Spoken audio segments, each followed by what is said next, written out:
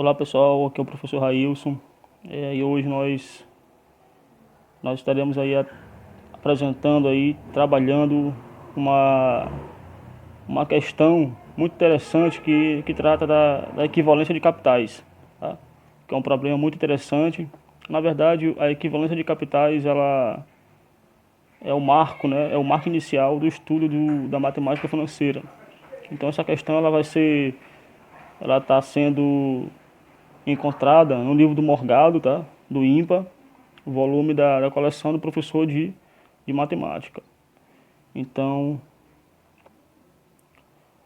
então, o tópico da nossa aula é esse, tá bom? Equivalência de capitais, ou também pode ser chamado de capitais equivalentes, tá certo? Tá aqui o meu nome. Vamos lá. O problema que nós iremos abordar, que nós iremos trabalhar, é esse aqui. Esse problema ele pode ser encontrado no livro do Morgado, tá? Coleção aí do professor de matemática do ensino médio. E essa questão é uma questão que envolve, que trabalha, na verdade, a ideia de equivalência de capitais. A forma como o dinheiro ele se transforma com o tempo, também a questão das trocas intertemporais e também o tempo focal, tá bom? Então nós iremos aí trabalhar esse tópico. A questão diz assim, ó. Pedro, tá? Pedro, ele tomou um empréstimo de R$ 300 a juros de 15% ao mês, tá? Essa informação aqui é importante. Então ele vai tomar um empréstimo a essa taxa de juros aqui, ó, de 15% ao mês. Continuando.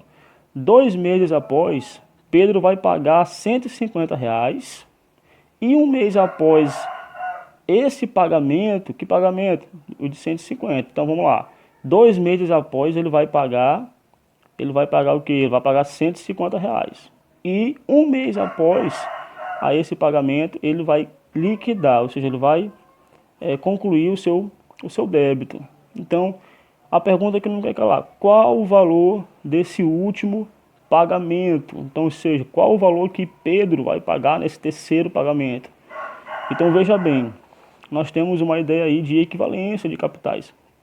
Por quê? Por que nós temos uma ideia de equivalência? Porque pagar os R$ 300 em uma data zero equivale a dizer pagar 150 após 2 meses e pagar um valor P após o terceiro mês, ou seja, no terceiro mês. Então, resumindo, ele vai pagar, ou eu pago R$ 300 na data zero, certo? Ou eu pago 150 após 2 meses e mais um valor P no terceiro mês. Então nós podemos observar através desse esquema aqui, ó, que o pagamento dos R$ 300, certo?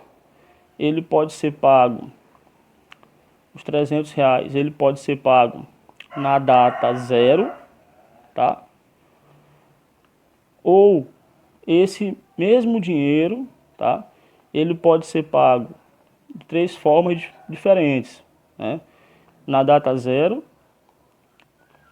na data 1, na data 2 e na data 3.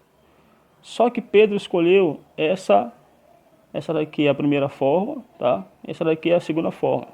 Só que Pedro vai escolher a segunda forma, ou seja, ele vai pagar, tá? 2 meses após, R$ 150, tá certo? E ele quer saber, tá? Qual vai ser esse valor aqui, ó, no terceiro mês, que eu vou chamar de P. Então, nosso objetivo aqui é encontrar o valor do P, ou seja, o valor que vai ser pago após as duas prestações que ele já pagou, tá? Então, resumindo, esses dois esquemas aqui que eu estou apresentando para vocês são esquemas equivalentes.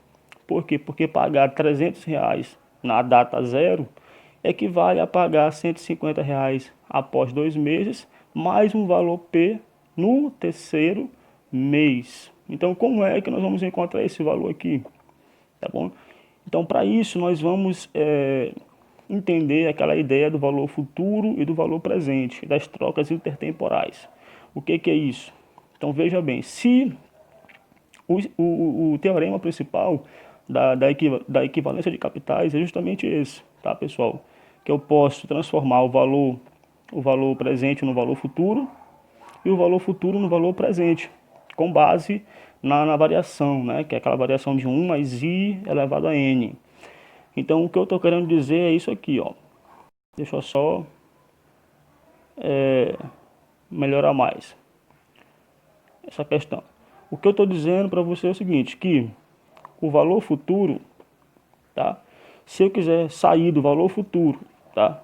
E chegar no valor presente, e chegar, no caso, se eu quiser sair, né, no caso do valor presente, para chegar no valor futuro, eu tenho que multiplicar o valor presente por 1 mais i, tá? Elevado a n.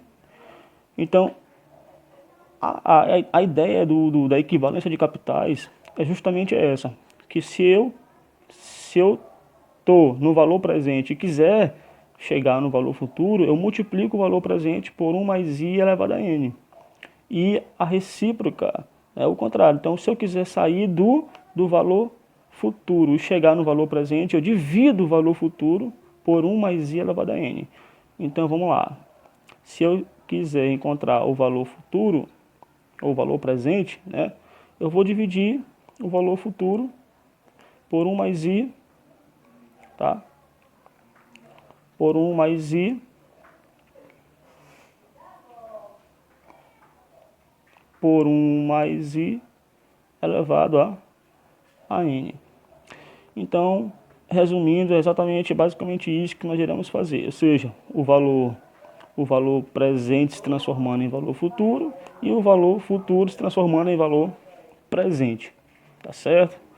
Então nós vamos usar essa ideia aqui, ó, tá? Nós vamos, já que nós queremos encontrar o valor da terceira prestação, sabendo que ele já pagou 2 meses após R$ 150, a uma taxa de 15% ao mês, então nós queremos encontrar esse valor aqui, tá? Valor futuro, com base nas informações dadas. Então, vejamos aí, ó. Então, o que nós temos, né? As informações que o problema nos dá é a seguinte, é que ele vai, então eu vou só deixar essa fórmula aqui, tá? Para gente usar no decorrer da aula. 1 mais i elevado a n. Então, esse valor futuro eu não sei, então vou deixar ele quieto aí. O valor presente que o problema nos dá, tá? Eu vou só botar mais um pouco para cá. O valor presente que o problema nos dá é de R$300. Então, eu vou botar aqui esse esquema, vou trazer para cá, tá? Então, R$300, ok? 300. E esse valor, tá? Ele vai ser multiplicado pela taxa mais 1, tá? Então, para ganhar um pouco de espaço aqui, ó, nós sabemos que esse 1 mais i vai ser 1 mais 15%. 1 mais 0,15, na verdade, que vai dar 1,15. Então, ele vai pagar durante esse n tempo. Então, ele vai pagar. Então, a primeira ideia é somar esse 1 com mais 0,15, tá? 1 mais 0,15, certinho? Só que nós sabemos que 1 mais 0,15 é a mesma coisa de 1,15. Então, eu posso já, né, eliminar esse parênteses aqui e ganhar um pouco mais de espaço. Então, eu vou colocar somente 1,15. Só que esse 1,15 ele vai pagar após, é a taxa, na verdade, somada com 1, que após 2 meses, então aqui vai ser elevado a 2, tá? Após 2 meses ele vai pagar o quê? Ele vai pagar R$150. Perfeito? Então, só que ainda tem uma terceira taxa, tá certo? E essa terceira taxa que ele vai pagar também vai ter que ser multiplicado por quem? Por 1 mais i elevado a n, tá certo? Então, eu vou novamente abrir parêntese e multiplicar por 1,15. Só que aqui está elevado a 1, é verdade? Porque são 3 períodos, R$ 150. Então, resumindo, R$ 150 ele pagou nos 2 primeiros, após 2 meses. E o terceiro pagamento, tá certo? Também vai incidir sobre esse terceiro pagamento a mesma taxa, 15%, tá bom? Então, nosso objetivo é encontrar esse valor P, né? Que eu vou ter que descontar dessa taxa, de modo que eu liquide, de modo que eu quite a minha dívida. Então, com base nesses esquemas aí, nós vamos encontrar o nosso valor de P. Então, fazendo aqui essas contas, né, nós vamos perceber que 300, né, 300 vai multiplicar 1,15 elevado à terceira, ok? Menos 150 vezes 1,15 menos P igual a zero, ok? Então perceba que, partindo desse pressuposto aí, nós já podemos eliminar, né, esse 1,15. Então, como que a gente faz aí para fazer essa eliminação? É dividindo, né, ambos os membros dessa equação por 1,15, tá certo? Então, a gente pode dividir por 1,15. Dividindo por 1,15, essa expressão aqui, ó, tá? Ela vai ficar 300, né? Só o próximo passo aqui vai ser dividir por 1,15. Certinho. Só apagar aqui. Então, o nosso próximo passo é dividir por 1,15.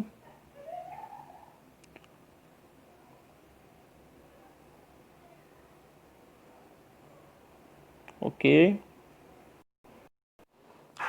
Então, nós podemos dividir por 1,15 elevado à terceira, não é verdade? Então, deixa eu só melhorar aqui mais essa divisão aqui, essa simplificação, tá? Então, dividindo por 1,15 elevado à terceira, nós já podemos eliminar esse cara ali, ó, esse cabra aqui, ó, tá certo? Então, eu vou dividir ambos os membros aí dessa equação por 1,15 elevado à terceira. Então, feito isso, tá? Feito essa simplificação, nós vamos encontrar o quê? Nós vamos encontrar que... Bom, então, feito essa simplificação, o resultado que nos favorece é o seguinte. Então, vai sobrar só 300, é isso? 300 menos, né? Dividindo aqui, ó, tá?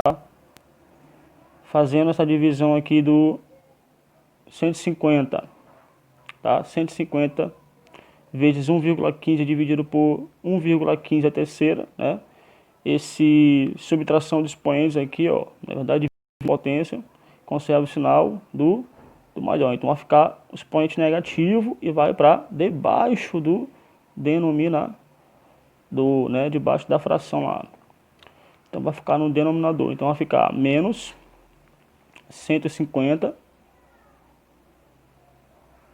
sobre 1,15 elevado a 2, tá? Menos quem? Menos o P, é verdade? Sobre quem? 1,15 elevado a 3. E isso aqui igual a zero. Então, arrumando a casa, nós vamos ter que o 300, né? Vai ficar só. Isola o 300, igual a 150 sobre 1,15 elevado ao quadrado, mais P sobre 1,15 elevado a a terceira. Então, nós chegamos aqui nessa expressão. Então, o valor da terceira prestação, tá? O valor da terceira prestação, ela vai sair dessa equação aí, tá ok? Então vejamos aí o que essa equação aqui ela mostra, ela nos mostra. Ela mostra que os R$ 300, tá? Após 2 meses, tá bom? A essa taxa de 15% foi dado R$ 150. E no terceiro mês, a essa mesma taxa, vai existir um terceiro pagamento. Então, o nosso objetivo é encontrar esse pagamento aqui, tá certo? Então, veja bem, então, esse problema é um problema típico de equivalência de capitais. Nós já poderíamos muito bem, ó, né, pela fórmula já da equivalência de capitais, substituir esse valor aqui, é o valor atual, que foi dividido em duas prestações de 100, em uma prestação de R$ 150 após 2 meses, mais numa terceira prestação após os 2 meses, ou seja, no terceiro mês, tá certo? Então, se existisse um terceiro pagamento, tá bom? Aí nós iríamos estender essa relação, né? 1,15 a segunda, 1,15 a terceira, aí 1,15 a quarta. Então, veja bem, esses R$ 300, que é o valor atual, ele ficou dividido em duas relações aqui, ó. Uma para 150 e a outra para o terceiro valor que nós queremos encontrar. Então, igualando aqui, ó, os denominadores, tá? Então, igualando aqui os denominadores, nós vamos chegar na seguinte relação. Vai ficar, então, 1,15, né? 1,15 a terceira igual a 1,15 a terceira. Tá certo? Então, dividindo, né, usando aquela técnica, né, podemos dividir, dividir pelo de baixo, multiplicar pelo de cima aí, nós vamos encontrar perfeitamente esse resultado aqui em cima, 456, certo? 26, 25. Então, deixa eu só arrumar mais aqui. Então, vai ficar 1,15 igual a 1,15. Então, vai ficar 456,2625. E desse lado aqui, né, vai ficar 172,5 mais o valor de P, tá? Então, eliminando aqui os denominadores, nós vamos ter que P vai ser igual a 456,2625 menos 172,5. Então, o nosso valor aqui procurado vai ser de exatamente 283,76 centavos. Então, tá aí. Então, essa é uma aplicação da ideia, né, de equivalência de capitais, que pode ser estendida para várias e outras situações de matemática, de educação financeira, tá?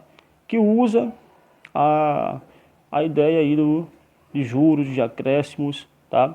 E se formos analisar na tabela, né, tabela de avaliação, nós temos que ela se encaixa perfeitamente, né? O nome da tarefa é pode ser dada de equivalência de capitais ou capitais equivalentes. Ela pode ser aplicada, né, na temática de juros, créditos e investimentos. Pode ser trabalhado no ensino médio e também no ensino técnico. As habilidades da BNCC do ensino médio é 101, né, as que eu vi que se encaixam mesmo é 101, a 104, a 203 e a 405. Tá?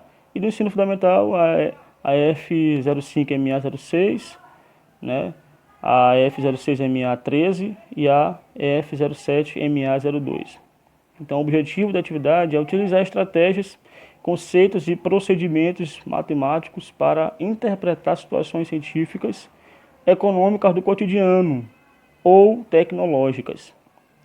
tá? Então, trata-se de uma tarefa que envolve a equivalência de capitais com base no tempo focal, nas trocas intertemporais, visto que o objeto central da atividade é analisar o valor presente se transformando em valor futuro e vice-versa, conforme aquela relação que nós vimos do teorema, né, da equivalência de capitais, certo?